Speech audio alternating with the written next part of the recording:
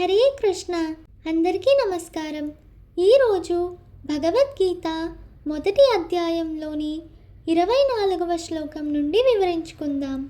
సంజయ ఉవాచ ఏవముక్తో హృషీకేశో గుడాకేశేన భారత సేనయోరుభయోర్మధ్యే స్థాపయిత్వా రథోత్తమం. ఈ శ్లోకంలో సంజయుడు ధృతరాష్ట్రునితో ఇలా అంటున్నాడు: ఓ భరతవంశీయుడా, అర్జునునిచే ఆ విధంగా సంబోధింపబడిన వాడై శ్రీకృష్ణ భగవానుడు ఉత్తమమైన రథమును ఇరుపక్షల సేనల మధ్యకు నడిపాడు. భాష్యము: ఈ శ్లోకంలో అర్జునుడు గుడాకేశునిగా పిలువబడ్డాడు. అర్జునుడు నిద్రను జయించిన వాడు కనుక గుడాకేశుడు అని పిలువబడ్డాడు. నిద్ర అంటే అజ్ఞానం అని కూడా అర్థం వస్తుంది. శ్రీకృష్ణునితో స్నేహం కారణంగా అర్జునుడు నిద్ర, అజ్ఞానము రెండింటినీ జయించాడు. అలానే శ్రీకృష్ణుడు హృషీకేశునిగా ప్రతి జీవి ఇంద్రియాలకు, మనసుకు నిర్దేశకునిగా శ్రీకృష్ణుడు సేనల మధ్య రథమును నిలపమనడంలో అర్జునుని ఉద్దేశాన్ని తెలుసుకోగలిగాడు. అందుకే శ్రీకృష్ణుడు రథమును ఇరుపక్షముల సేనల మధ్యన స్థాపించి ఇలా పలికాడు. 25వ శ్లోకం. భీష్మద్రోణ ప్రముఖతః సర్వేషాం చ మహీక్షితాం ఉవాచ పార్థ పశ్యైతాన్ సమవేతాన్ కురూనితి. ఈ శ్లోకంలో సంజయుడు శ్రీకృష్ణుడు పలికిన మాటల గురించి వివరించాడు. భీష్ముడు, ద్రోణుడు, ఇతర భూపాలకుల సమక్షంలో శ్రీకృష్ణుడు, పార్థ, ఇచ్చట సమకూడిన కురువంశీయులందరినీ చూడు అని పలికెను.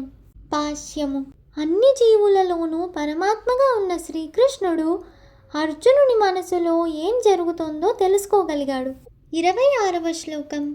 తత్రా పశ్యత్ స్థితాన్ పార్థః పితॄనత పితామహాన్ ఆచార్యాన్ మాతులాన్ భ్రాతృన్ పుత్రాన్ పౌత్రాన్ సఖీంస్తథా శ్వశురాన్ సుహృదశ్చైవ సేనయోరుభయోరపి.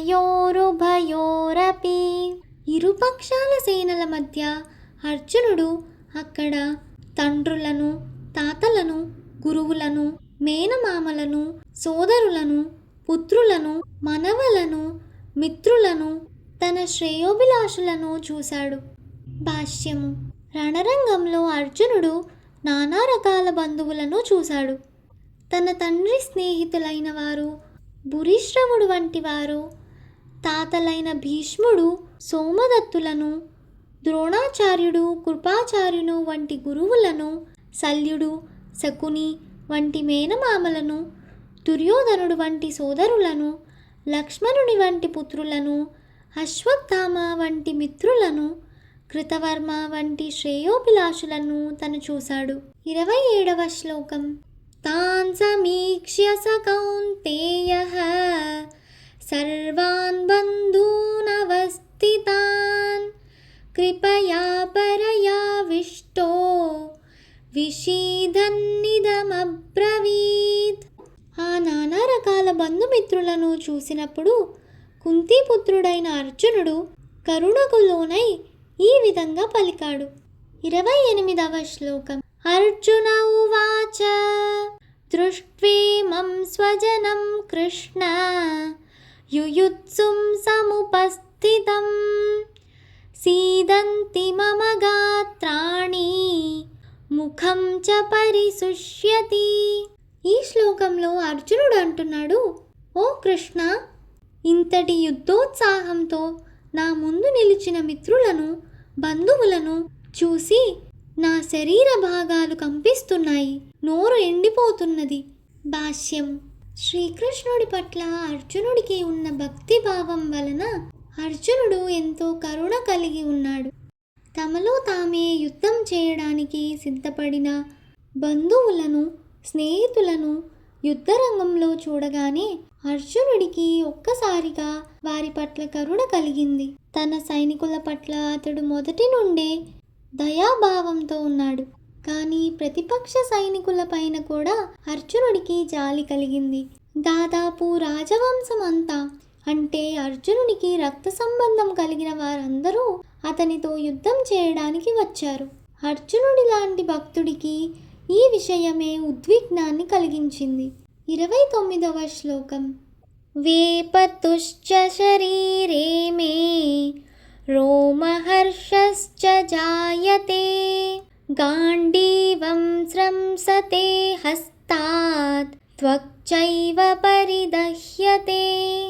అర్జునుడు అంటున్నాడు, నా శరీరం అంతా కంపిస్తోంది, నాకు రోమాంచకమవుతుంది, గాంధీవ ధనస్సు నా చేతి నుండి జారిపోతుంది, నా చర్మం మండిపోతుంది.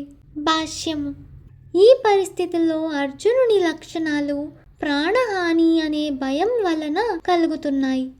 అర్జునుడు ఎంత అసహనంగా అయ్యాడంటే సుప్రసిద్ధమైన గాంధీవ ధనస్సు అతని చేతి నుండి జారిపోతుంది. 30వ శ్లోకం.